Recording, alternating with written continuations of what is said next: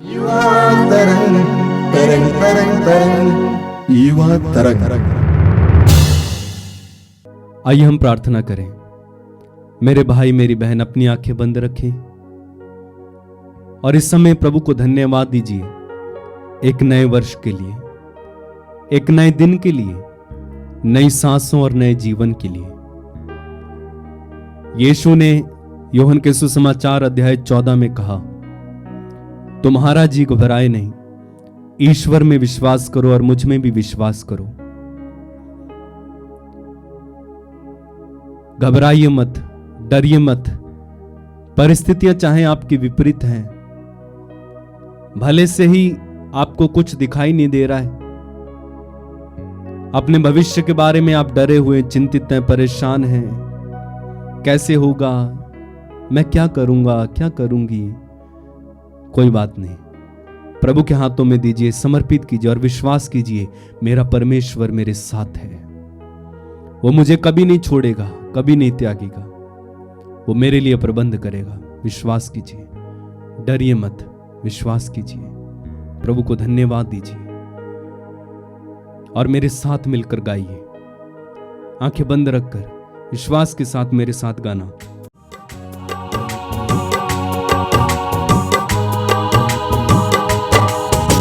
मैं ना डरूंगा, विश्वास करूंगा।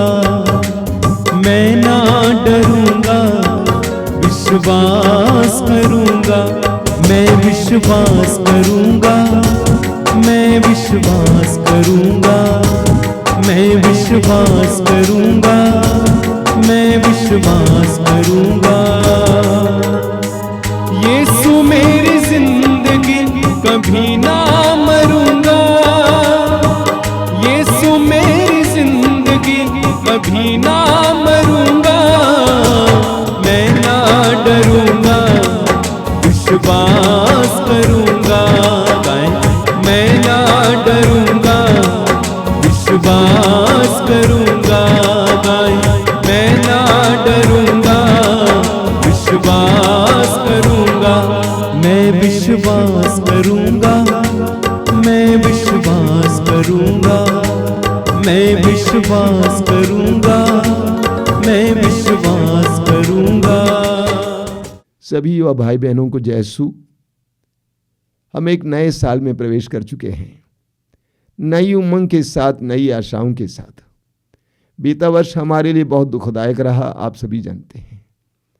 लेकिन प्रभु ने हमें इतनी कृपा दी कि हम उन दुखों को धीरे धीरे भूले, कम से कम उन दुखों से बाहर आए और अभी हमें एक नया वर्ष मिला है।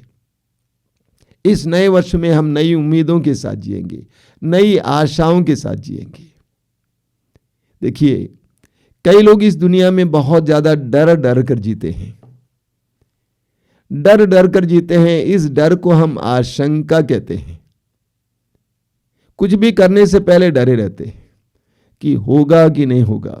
इसको हम आशंका कहते हैं। ये आशंका हमारे जीवन की सफलता में एक बहुत बड़ी बाधा है, एक बहुत बड़ी बाधा। अंग्रेजी में कहा जाता है you can if you think you can, यानी तुम कर सकते हो यदि तुम सोचते हो कि मैं कर सकता हूं। हमारे अंदर डर छाया हुआ रहता है, आशंका बनी रहती है। जब तक आशंका बनी रहेगी तब तक हम सफल नहीं हो पाएंगे। एक विश्वासी कभी भी आशंकित नहीं है, बल्कि आश्वस्त है। एक विश्वासी के अंदर भरोसा रहता है। वो हमेशा सोचता है कि होगा। जैसा कि आप लोग बराबर गाते हैं ना, हम होंगे कामयाब। एक दृढ़ भरोसा कि होगा, आज नहीं तो कल होगा, लेकिन जरूर होगा। लेकिन जिस व्यक्ति के अंदर ये आशंका रहती है होगा कि नहीं होगा, वो कभी जीवन में सफल नहीं हो सकता है।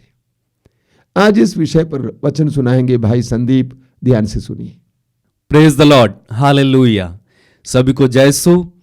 नए वर्ष की हार्दिक शुभकामनाएं आप सभी को। प्रभु आप सभी को आशीष दे। मेरे भाई मेरी बहन, इस नए वर्ष में पहले युवा तरंग में आपके साथ जुड़कर अत्यंत हर्ष हो रहा है। आप सभी को प्रभु का अनुग्रह प्राप्त हो, प्रभु की आशीष प्राप्त हो इस नए वर्ष में। इस नए वर्ष में आप में से कई लोगों ने अच्छे अच्छे कार्य करने का निर्णय लिया होगा, चाहे वो आपकी पढ़ाई के क्षेत्र में हो, बिजनेस के क्षेत्र में हो या आगे बढ़ने के क्षेत्र में हो। बहुत सारे निर्णय लिए होंगे।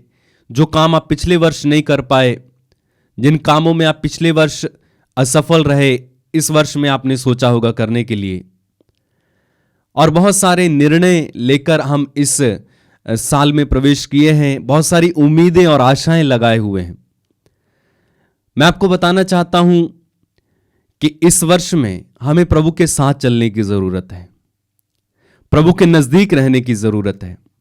आप जो भी करें, जो भी आपकी योजनाएं हैं, जो भी आपके निर्णय हैं, जो भी आपकी सोच है, जो भी आपने करने का निर्णय किया है, जिन कामों में आप पिछले वर्ष असफल रहे और इस वर्ष वो काम करना चाहते हैं, उन सब कामों को प्रभु के हाथों में समर्पित करेंगे। और तब परमेश्वर उन सारे कामों में, उन सारे निर्णयों में, उन सारे योजनाओं में हमें आशीर्वाद देंगे। इसलिए आप सूक्ति ग्रंथ में पढ़ेंगे अध्याय 16 पद संख्या 1 से, वहां पर क्या लिखा हुआ है? वहां लिखा हुआ है, मनुष्य योजनाएं बनाता है, उनकी सफलता प्रभु पर निर्भर है। मनुष्य अपना आचरण निर्दोष समझता है, किंतु प्रभु हृदय की थाह लेता है। और पद संख्या 3 वहां लिखा है, अपने सभी कार्य प्रभु को अर्पित करो और तुम्हारी योजनाएं सफल होंगी।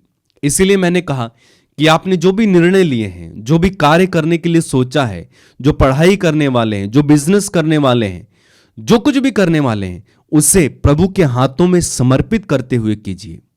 क्यों? क्योंकि वचन में लिखा हुआ है, अपने सभी कार्य प्रभु को अर्पित करो और तुम्हारी योजनाएं सफल हो जाएंगी। और इसलिए अपने आप को, अपने कार्यों को, अपनी योजनाओं को, अपनी सोच को, अपने निर्णयों को प्रभु के हाथों में देकर चलिए। जब आप समर्पित करते हैं, सब कुछ प्रभु के हाथों में दे देते हैं, तो वो प्रभु का हो जाता है। फिर आपको चिंता करने की जरूरत नहीं है, फिर आपको उसके बारे में सोचने की जरूरत नहीं है, फिर आपको उसके बारे में बार बार मनन करने की जरूरत नहीं है। एक बार आपने प्रभु के हाथों में दे दिया, फिर प्रभु संभालेंगे। एक बच्चा अपने पिता के पास जब जाता है तो वो बार बार उससे नहीं बोलता है। उदाहरण के लिए, उसको फीस चाहिए स्कूल की, उसको पता है मेरा पिता है, स्कूल में फीस चाहिए, वो अपने पिता को जाकर बोलेगा इतनी तारीख को फीस चाहिए, उसके बाद नहीं बोलता। क्यों? क्योंकि उसको पता है मेरा पिता जमा कर देगा। ठीक उसी प्रकार हमें ईश्वर पर भरोसा रखना है। एक बार उसके हाथों में अपने कार्य को देंगे, अपने जीवन को देंगे, अपने निर्णय को देंगे, अपनी सोच को, अपनी असफलताओं को, अपने दुखों को, अपने कष्टों को, आप जिन संघर्षों से गुजर रहे हैं उन संघर्षों को प्रभु के हाथों में समर्पित करेंगे। फिर उसके बारे में चिंता नहीं करेंगे, प्रभु सब संभाल लेंगे। हालेलुया।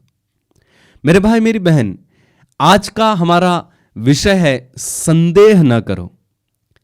अक्सर हमारे जीवन में संदेह आते हैं और विशेष रूप से ईश्वर पर संदेह आते हैं कि क्या परमेश्वर मेरी सुनेगा, क्या परमेश्वर मेरे जीवन में करेगा, क्या परमेश्वर से जो प्रार्थना मैं कर रहा हूं वो पूरी होगी या नहीं होगी। ऐसे संदेह हम करते रहते हैं। और कुछ इसी प्रकार का संदेह पेतरुस ने किया था। आप पढ़ेंगे मत्ती के सुसमाचार में अध्याय 14 पद संख्या 22 से, वहां पर ईसा के समुद्र पर चलने का विवरण है। यीशु मसीह समुद्र पर चलते हुए शिष्यों की ओर आ रहे हैं और शिष्य आधी रात के समय, लगभग चौथे पहर, समुद्र में अपनी नाव से जा रहे हैं और यीशु नाव में नहीं थे, यीशु कहीं और थे। अचानक शिष्यों ने देखा कि यीशु समुद्र पर चलते हुए उनकी ओर आ रहे हैं। जब शिष्यों ने यीशु को समुद्र पर चलते हुए देखा, बाइबल कहती है वे बहुत अधिक घबरा गए, भयभीत हो गए, डर गए और अपने मन में सोचने लगे कि ये कोई प्रेत है, भूत है। अक्सर हम भी सोचते हैं ना कि रात के समय भूत आता है। हम में से भी कई लोग शायद अंधकार से, अंधेरे से डरते होंगे, रात में बाहर निकलने से डरते होंगे, क्योंकि हमारे मन में वो बैठा है कि रात के समय में भूत आते हैं, भूत निकलते हैं। और शायद शिष्यों ने भी यही सोचा कि समुद्र पर कौन चल सकता है, मनुष्य तो नहीं चल सकता, तो पक्का कोई भूत होगा। तो वे ये सोचकर डर गए और वे विश्वास नहीं कर पा रहे थे कि कोई मनुष्य समुद्र पर चल सकता है। और इसलिए यीशु ने तुरंत उनसे कहा, डरो मत, मैं ही हूं। तब उनमें से एक चेला जिसका नाम पेतरुस था, उसने यीशु से कहा, प्रभु यदि आप ही हैं तो मुझे आज्ञा दीजिए कि मैं भी पानी पर चल के आपके पास आऊं। और यीशु ने कहा, आ जाओ।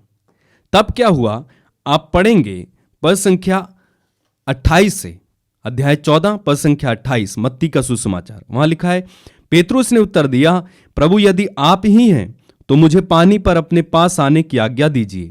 ईसा ने कहा, आ जाओ। पेतरुस नाव से उतरा और पानी पर चलते हुए ईसा की ओर बढ़ा। ठीक है, पानी पर चलते हुए, बाइबल कहती है कि वो पानी पर चलने लगा।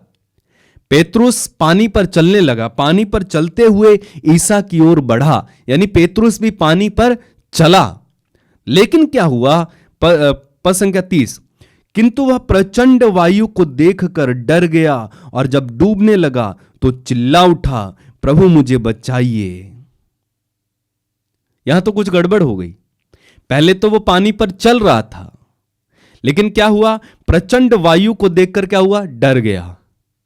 अब कुछ लोग कहते हैं कि जब तक पेतरुस की निगाहें, पेतरुस की दृष्टि, उसकी आंखें यीशु पर थीं, वो चलता गया चलता गया चलता गया। लेकिन जैसे ही उसने प्रचंड वायु को देखा, समुद्र की ओर देखा, जैसे उसके मन में डर आया, वो घबरा गया और डूबने लगा। पहले पेतरुस डूब नहीं रहा था, जब तक यीशु पर निगाहें थी, जब तक यीशु की ओर दृष्टि लगाई हुई थी, यीशु को देख रहा था, डूब नहीं रहा था, पानी पर चल रहा था। शायद उसे मजा आ रहा होगा पानी पर चलते चलते, और वो खुश हो रहा होगा। लेकिन जैसे उसने वायु को देखा, उस समुद्र की ओर देखा, डूबने लगा और चिल्लाया, प्रभु मुझे बचाइए।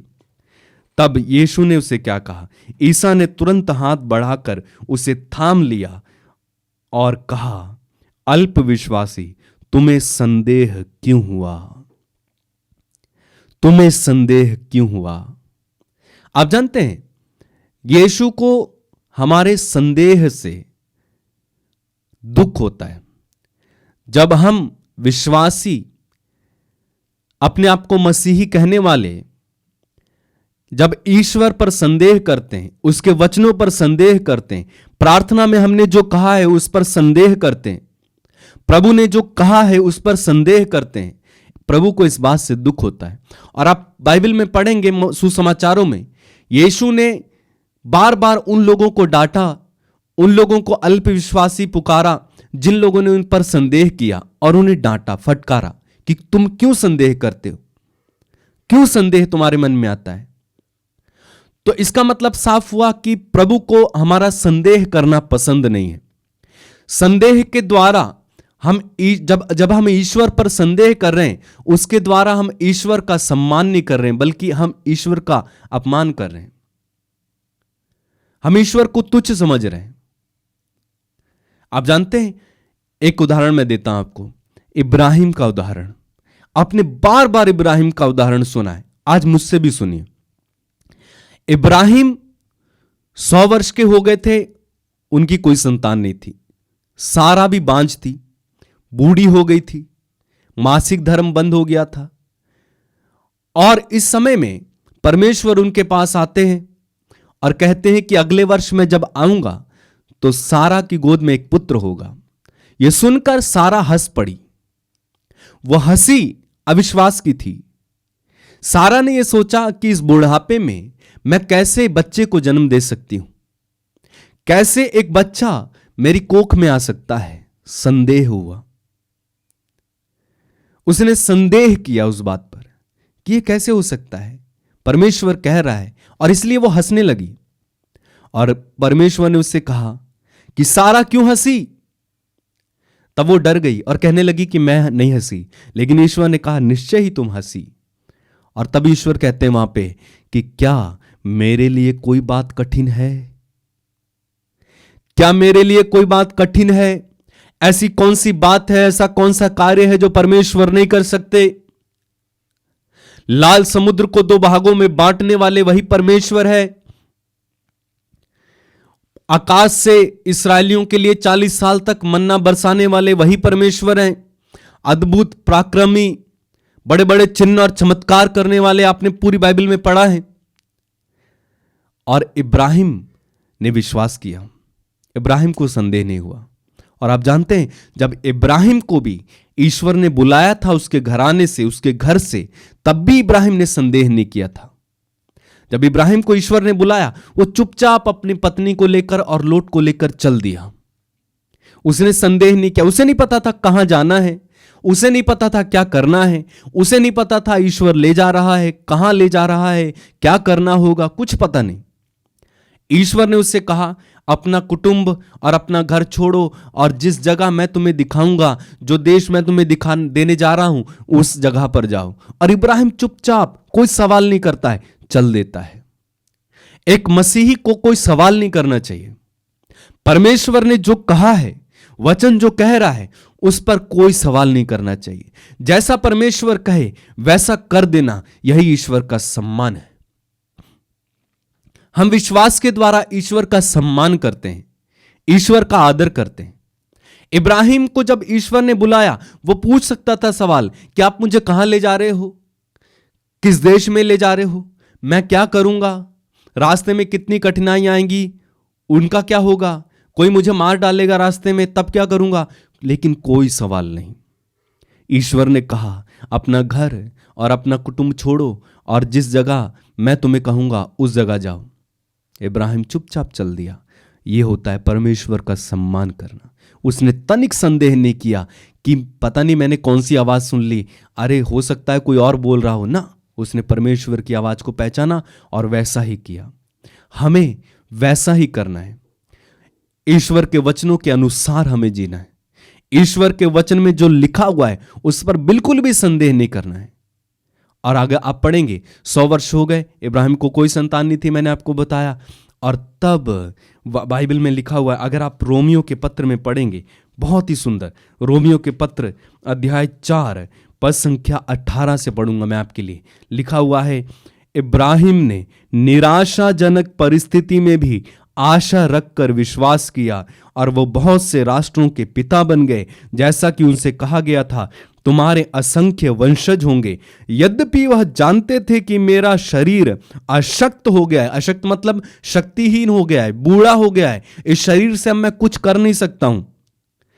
उसकी अवस्था लगभग 100 वर्ष की थी। 100 वर्ष के इब्राहिम थे और सारा बांझ है। बांझ का मतलब उसको कभी संतान नहीं हो सकती है, उसकी कोख में एक बच्चा आ नहीं सकता है, बांझ है। आगे, तो भी उनका विश्वास विचलित नहीं हुआ, उन्हें ईश्वर की प्रतिज्ञा पर संदेह नहीं हुआ, बल्कि उन्होंने अपने विश्वास की दृढ़ता द्वारा ईश्वर का सम्मान किया। उन्हें संदेह नहीं हुआ ईश्वर की प्रतिज्ञा पर। प्रतिज्ञा क्या थी? तुम्हारे द्वारा एक महान वंशज उत्पन्न होगा। उन्हें संदेह नहीं हुआ और अपने विश्वास की दृढ़ता द्वारा उन्होंने, बाइबल कहती है, ईश्वर का सम्मान किया। परिस्थितियां चाहे कितनी भी निराशाजनक हो आपके सामने, चाहे कैसी भी परिस्थिति हो, गरीबी है आपके सामने, निराशाजनक परिस्थितियां हैं, आपके सामने आर्थिक संकट है, आपके सामने बहुत अधिक बीमारियां हैं, घर में बहुत अधिक कष्ट है, आप विपरीत परिस्थितियों से गुजर रहे हैं। ऐसी परिस्थिति में भी अगर आप विश्वास करते हैं, अगर आप प्रभु पर संदेह नहीं करते हैं, प्रभु की प्रतिज्ञाओं पर संदेह नहीं करते हैं, आप जो प्रार्थना कर रहे हैं उस प्रार्थना पर संदेह नहीं करते हैं, तो क्या होगा? आप ईश्वर का सम्मान कर रहे हैं। और बाइबल में लिखा हुआ है, ईश्वर कहते हैं, जो मेरा आदर करता है मैं उसका आदर करूंगा। हालेलुया। लेकिन जब आप संदेह करते हैं तब आप ईश्वर का सम्मान नहीं कर रहे हैं और ईश्वर इस बात से खुश भी नहीं होता है। आप जानते हैं बाइबल में क्या लिखा हुआ है? आप पढ़ेंगे याकूब के पत्र में अध्याय 1 पद संख्या 6 में, वहां लिखा हुआ है, किंतु उसे विश्वास के साथ और संदेह किए बिना प्रार्थना करनी चाहिए, क्योंकि जो संदेह करता है वह समुद्र की लहरों के सदृश है, जो हवा से इधर उधर उछाली जाती हैं। ऐसा व्यक्ति यह न समझे कि उसे ईश्वर की ओर से कुछ मिलेगा। संदेह करने वाला ईश्वर के वचनों पर, ईश्वर पर, अपने विश्वास पर, प्रार्थनाओं पर जो आप कर रहे हैं उस पर संदेह करने वाले को बाइबल क्या कहती है कि संदेह करने वाला व्यक्ति ऐसी लहरों के सदृश है जो हवा से इधर उधर उछाली जाती हैं। और ऐसा व्यक्ति ये ना समझे कि उसे ईश्वर की ओर से कुछ मिलेगा। कुछ मिलने वाला नहीं है। अगर आपने संदेह कर लिया, आपको कुछ मिलने वाला नहीं है। मैं आपको एक उदाहरण देता हूं। कुछ समय पहले मैं एक आश्रम में था और वहां पर प्रार्थनाएं चलती थी, रिट्रीट्स होती थी और बहुत सारे लोग वहां पर आते थे, बीमार, लाचार, दुखी, बहुत परेशान भी लोग में, अन्य जातियों से भी लोग आते थे। और एक दिन दो बहनें अपनी एक बीमार माताजी को लेकर आईं। वो माताजी बिल्कुल बेहोश थी और उन्हें उठाकर वो लेकर आए और जहां पर परम प्रसाद था उसके सामने लिटा दिया और प्रार्थना करने लगी।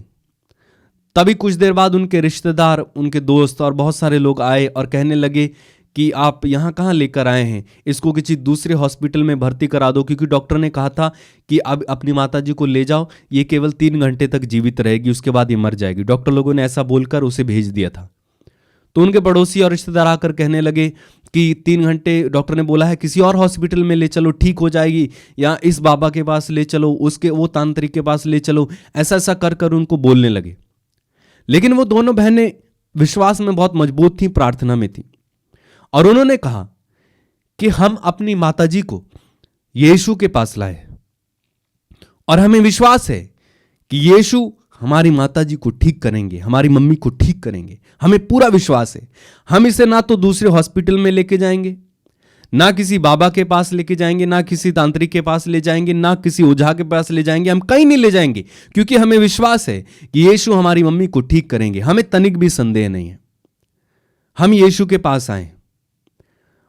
और उनके पड़ोसी और रिश्तेदार इस बात से गुस्सा हो गए और भुनभुनाते हुए चल दिए। लेकिन इन दोनों बहनों ने विश्वास किया और प्रार्थना करने लगे। 3 घंटे बीत गए, मम्मी जी की सांसें चल रही थी। उसके बाद और कुछ समय बीता, मम्मी जी की सांसें चलती रहीं। फिर दूसरा दिन हुआ, उन्हें थोड़ा पानी दिया गया, मम्मी पानी पी गई। थोड़ी देर बाद उन्हें थोड़ा सा दूध दिया गया, दूध पी गई। और इतने में दूसरे दिन वो उठकर बैठ गई और थोड़ा उनमें जान आ गई। फिर उन्हें थोड़ी सी रोटी दी गई, उन्होंने रोटी खाई। तीसरे दिन आप विश्वास नहीं करेंगे, वो मम्मी उठकर खड़ी हो गई, चलने फिरने लगी, खाने पीने लगी, बातें करने लगी और पूरी तरह से प्रभु ने चंगा कर दिया। किसके कारण? विश्वास के कारण। आप बाइबल में पढ़ेंगे, यीशु ने जिन जिन को चंगा किया उनसे पहले पूछा कि क्या तुम विश्वास करते हो कि मैं ऐसा कर सकता हूं? तुम मुझसे जो मांग रहे हो, क्या तुम्हें विश्वास है कि तुम जो मांग रहे हो, तुम जो प्रार्थना कर रहे हो, तुम जो चंगाई चाहते हो, तुम जो सफलता चाहते हो, क्या तुम्हें विश्वास है कि मैं ऐसा कर सकता हूं? और जब वो कहते थे हाँ प्रभु हमें विश्वास है, यीशु कहते थे जाओ, तुम्हारे विश्वास ने तुम्हें चंगा किया। हम अपने विश्वास द्वारा ईश्वर का सम्मान करते हैं। और आप जानते हैं, उस मम्मी के पड़ोसी बाद में ये कहते थे कि ये जितना काम ठीक होने से पहले नहीं करती थी, उतना उससे दोगुना काम ये यीशु के द्वारा जब ठीक हुई उसके बाद करती है। हालेलुया, प्रभु की स्तुति हो। मैं आपको क्या बताना चाह रहा हूं कि हमें ईश्वर पर संदेह नहीं करना है। जब आप प्रार्थना कर रहे हो, बाइबल में लिखा हुआ है, यीशु ने कहा है प्रार्थना में तुम जो कुछ मांगते हो विश्वास करो कि वो तुम्हें मिल गया है और वो तुम्हें दिया जाएगा। आप जानते हैं, यीशु ने एक अंजीर के पेड़ को शाप दिया था और वो अंजीर का पेड़ पूरी तरह से सूख गया था। और दूसरे दिन जब यीशु और उनके शिष्य वहां से गुजर रहे थे, तब पेतरुस ने देखा कि वो अंजीर का पेड़ जिसे यीशु ने शाप दिया था पूरी तरह से सूख गया है। और आप पढ़ेंगे मरकुस के सुसमाचार अध्याय 11 पद संख्या 20 में, वहां पर लिखा हुआ है, प्रातः जब वे उधर से आ रहे थे तो शिष्यों ने देखा कि अंजीर का वह पेड़ सूख गया है। पेतरुस को वह बात याद आई और उसने कहा, गुरुवर देखिए, अंजीर का वह पेड़ जिसे आपने शाप दिया था सूख गया है। ईसा ने उन्हें उत्तर दिया, अब ध्यान से सुनिएगा, ईश्वर में विश्वास करो। मैं तुम लोगों से कहता हूं, यदि कोई इस पहाड़ से कहे उठ समुद्र में गिर जा और अपने मन में संदेह ना करे, बल्कि यह विश्वास करे कि मैं जो कह रहा हूं वह पूरा होगा, तो उसके लिए वैसा ही हो जाएगा। परंतु इसलिए मैं तुमसे कहता हूं, तुम जो कुछ प्रार्थना में मांगते हो विश्वास करो कि वह तुम्हें मिल गया है और वह तुम्हें दिया जाएगा। हालेलुया। प्रभु कहते हैं कि तुम संदेह ना करो और विश्वास करो अगर, और इस पहाड़ से कह दो कि उठकर समुद्र में लग जा, समुद्र में गिर जा, तो वो ऐसा ही तुम्हारे लिए हो जाएगा। क्या प्रभु ने केवल ऐसे ही कहा था? नहीं, उसके पहले प्रभु ने करके दिखाया। उस अंजीर के पेड़ को कहा तुझ में फिर कभी फल ना लगे, सूख गया। और जब यीशु ये कह रहे थे कि इस पहाड़ से कहो कि उठकर समुद्र में लग जा, तो वैसा ही तुम्हारे लिए हो जाएगा, संदेह ना करो तो, विश्वास करो तो वो सच के पहाड़ के बारे में कह रहे थे। वो कोई बनावटी बनाकर नहीं कह रहे थे, वो कोई समस्याओं के पहाड़ के बारे में नहीं कह रहे थे, वो कोई बीमारी के पहाड़ के बारे में नहीं कह रहे थे, वो कोई असफलता के पहाड़ के बारे में नहीं कह रहे थे, बल्कि सचमुच के पहाड़ के बारे में कह रहे थे कि यदि तुम विश्वास करो और संदेह ना हो और इस पहाड़ से कहो कि उठकर समुद्र में लग जा, तो ऐसा ही तुम्हारे लिए हो जाएगा। हालेलुया। यूहन्ना के सुसमाचार अध्याय 14 में प्रभु कहते हैं, तुम्हारा जी घबराए नहीं, ईश्वर में विश्वास करो और मुझ में भी विश्वास करो। आप जानते हैं, आपका संदेह आपको ईश्वर की कृपाओं से वंचित करता है, इसलिए कोई संदेह ना करें। एक बच्चे को आप एक छत पर रख दीजिए, ठीक है? एक बच्चे को आप छत पर रखिए, आप नीचे खड़े रहिए। अगर बच्चा 2-3 साल का है तो आप उससे कहेंगे कूद जा, और आप जानते हो वो बच्चा कूद जाएगा, क्योंकि उसे पता है कि आप नीचे खड़े हो। वहीं आप 10-12 साल के बच्चे को ऊपर छत में खड़ा कर दीजिए और उससे कहेंगे कूद जा, वो कूदेगा नहीं, क्योंकि उसके मन में संदेह है। जो तो 2-3 साल का बच्चा, उसके मन में संदेह नहीं है, उसे नहीं पता कि गिरने से चोट लग जाएगी, क्या होगा। आपने कहा कूद जा, वो कूद जाएगा, क्योंकि उसे पता है आप नीचे खड़े, आप उसे पकड़ लेंगे। ठीक इसी तरह से आपने पैराशूट देखा है, पैराशूट, जब पैराशूट लेकर चलते हैं अपने आप को बांध के, वे संदेह नहीं करते कि वे गिर जाएंगे, क्या होगा, वे चल जाते हैं, पैराशूट से ऊंचाइयों पर उड़ते हैं, संदेह नहीं करते। अगर उनके मन में संदेह आएगा तो क्या, घबराएंगे और गिर जाएंगे। बाइबल कहती है, अय्यूब के ग्रंथ में लिखा हुआ, अय्यूब कहते हैं कि जिस बात का मुझे डर था वही मेरे साथ हुआ। आप जिस बात से डरोगे वही आपके साथ होगा। इसलिए कहते हैं ना, कभी कभी आपने सुना होगा, अरे यार इसी बात का मुझे डर था, यही हो गया। क्यों? क्योंकि आप उस बारे में डर गए, आपने संदेह किया, आपने अपने मन में अविश्वास को आने दिया, संदेह को आने दिया, इसलिए ऐसा हो गया। जिस बात का मुझे डर था वही मेरे साथ हुआ। इसलिए आप पढ़ेंगे जकरियस के बारे में, लूकस के सुसमाचार अध्याय 1 से। उसकी पत्नी बांझ थी, लेकिन वे दोनों बहुत धार्मिक थे। जकरियस ईश्वर की सेवा किया करता था मंदिर में, और एक दिन उसकी बारी आती है अंदर जाकर मंदिर में धूप जलाने की, और वो धूप जला रहा था। ठीक उसी समय ईश्वर का दूत उसे दिखाई देता है, और जब दूत दिखाई देता है जकरियस डर जाता है। लेकिन वाक्य 11 में लिखा हुआ है, धूप जलाने के समय सारी जनता बाहर प्रार्थना कर रही थी। उस समय प्रभु का दूत उसे धूप की वेदी की दाईं ओर दिखाई दिया। जकरियस स्वर्गदूत को देखकर घबरा गया और भयभीत हो उठा, परंतु स्वर्गदूत ने उससे कहा, जकरियस डरिए नहीं, आपकी प्रार्थना सुनी गई है। इसका मतलब जकरियस प्रार्थना कर रहा था। क्या प्रार्थना कर रहा था? कि ईश्वर मुझे एक संतान दे, और उसकी प्रार्थना को परमेश्वर ने सुन लिया। आगे, आपकी पत्नी एलिजाबेथ के एक पुत्र उत्पन्न होगा, आप उसका नाम यूहन्ना रखेंगे। आप आनंदित और उल्लसित हो उठेंगे, और उसके जन्म पर बहुत से लोग आनंद मनाएंगे। वह प्रभु की दृष्टि में महान होगा। और वो जो बेटा उत्पन्न होगा उसके बारे में स्वर्गदूत वर्णन कर रहा है, ठीक है।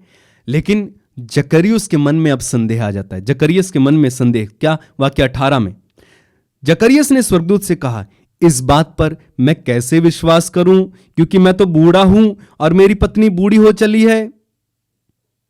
उसने संदेह किया, हालांकि प्रार्थना कर रहा है, मांग रहा है प्रभु से संतान। और जब प्रभु ने आकर कहा, स्वर्गदूत ने आकर कहा कि तुम्हारी प्रार्थना सुन ली गई है, तो वह कहता है कि मैं इस बात पर कैसे विश्वास करूं, मैं तो बूढ़ा हो गया हूं, परिस्थितियां बिल्कुल विपरीत हैं। तब स्वर्गदूत ने क्या कहा? स्वर्गदूत ने उससे कहा, मैं गाब्रियल हूं, ईश्वर के सामने उपस्थित रहता हूं। मैं आपसे बातें करने और आपको यह शुभ समाचार सुनाने भेजा गया हूं।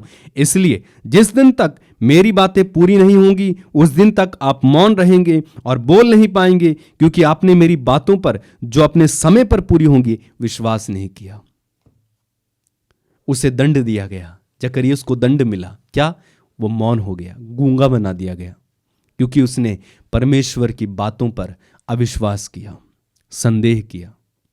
लेकिन दूसरी ओर इब्राहिम ने संदेह नहीं किया, विश्वास किया और उन्होंने ईश्वर का सम्मान किया और आज वे विश्वास के पिता हैं। मेरे भाई मेरी बहन, आज के संदेश के द्वारा प्रभु हमें बताना चाहते हैं कि मुझ पर संदेह मत करो। जो प्रार्थना आप कर रहे हैं उन पर संदेह मत करो। विश्वास के साथ ईश्वर पर भरोसा रखकर आगे बढ़ो। संदेह हमारे जीवन में परिस्थितियों को बिगाड़ देगा, लेकिन विश्वास हमारी जीवन में परिस्थितियों को बना देगा। चाहे आपकी परिस्थिति कितनी भी डरावनी है, भयानक है, बिल्कुल उल्टी है, आर्थिक तंगी है, कुछ भी आपके हालात कैसे भी हैं, कितने भी बिगड़े हालात हैं, उन हालातों में विश्वास कीजिए प्रभु मेरे लिए करेंगे। परमेश्वर मुझे कभी नहीं छोड़ेंगे। विश्वास करो परमेश्वर पर और प्रार्थना करो, संदेह ना करो। प्रभु आपको इन सारे वचनों के द्वारा आशीषित करे। आमीन। धन्यवाद संदीप, गॉड ब्लेस यू। प्रभु आपको आशीष दे। आइए हम लोग प्रार्थना करें। अपनी आंखें बंद कीजिए। दयालु पिता, हम सबके पिता, भले बुरे के पिता, हम तेरी आराधना करते हैं, तुझे धन्यवाद देते हैं। इन सुंदर क्षणों के लिए तुझे धन्यवाद देते हैं। हे दयालु पिता, तूने अपनी असीम प्रेम में हमें एक और वर्ष दिया है। पिछले वर्ष लाखों लोग इस संसार से विदा लिए, लेकिन तूने हमें जीवित रखा है। धन्यवाद देते हैं। इस नए वर्ष के लिए धन्यवाद देते हैं। हे पिता, इस समय मैं अपने इन छोटे भाई बहनों या इन बेटे बेटियों के लिए प्रार्थना करता हूं। उनके हृदय में जो डर है, जो आशंका है, जो संदेह है, उसको मिटाइए। उन्हें विश्वास में दृढ़ कीजिए ताकि उनके अंदर भरोसा बना रहे, उनके अंदर हमेशा साहस बना रहे, उनके अंदर आश्वासन बना रहे, उनके अंदर ये भरोसा बना रहे कि होगा होगा होगा, जैसा कि तेरे पवित्र वचन में लिखा हुआ है, जो मुझे बल प्रदान करते हैं उनकी सहायता से मैं सब कुछ कर सकता हूं। प्रभु यीशु ने स्वयं कहा है, विश्वास करने वालों के लिए सब कुछ संभव है। प्रभु यीशु, इस समय तेरे वचनों पर विश्वास करते हुए प्रार्थना करते हैं इन छोटे भाई बहनों के लिए। उन्हें विश्वास का वरदान दीजिए, उन्हें सांत्वना का वरदान दीजिए, उन्हें उम्मीदों और आशा का वरदान दीजिए, ताकि ये संपूर्ण वर्ष उनके लिए अनुग्रह का वर्ष बने। सिर झुकाइए। सर्वशक्तिमान परमेश्वर, पिता, पुत्र और पवित्र आत्मा आप लोगों को आशीर्वाद प्रदान करे। आमीन। यीशु का सिपाही हूँ, जरूर लड़ूंगा। यीशु का सिपाही हूँ, जरूर लड़ूंगा। मैं ना डरूंगा, विश्वास करूंगा। मैं ना डरूंगा, विश्वास करूंगा। बार बार मैं ना डरूंगा, विश्वास करूंगा। ओ मैं ना डरूंगा, विश्वास करूंगा। मैं विश्वास करूंगा, मैं विश्वास करूंगा। मैं विश्वास करूंगा, मैं विश्वास करूंगा।